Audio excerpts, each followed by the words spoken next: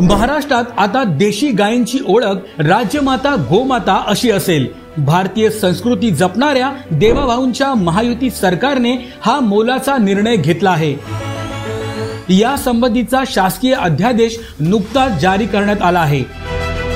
महाराष्ट्रात देशी गायींच्या संख्येत वाढ करून त्यांचं संवर्धन करण्याच्या दृष्टीने देशी गायींच्या पालन पोषणासाठी पशुपालकांना प्रेरित करण्यासाठी हा महत्त्वाचा निर्णय घेण्यात आला आहे। राज्यात देशी गायींच्या संवर्धनासाठी प्रति गाय प्रतिदिन 50 रुपये अनुदान देण्यात येईल। गोशाळांना अत्यल्प उत्पन्न असल्याने त्यांच्या मदतीसाठी हा निर्णय घेण्यात आला आहे। त्या देशी गायीचं संवर्धन झालं पाहिजे म्हणून हा दर्जा देण्यात आलेला आहे।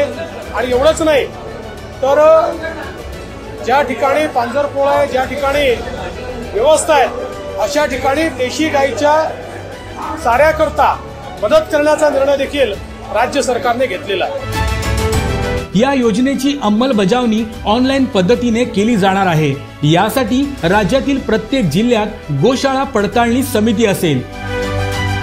या निर्णयामुळे गोमातेचं रक्षण होणार आहे।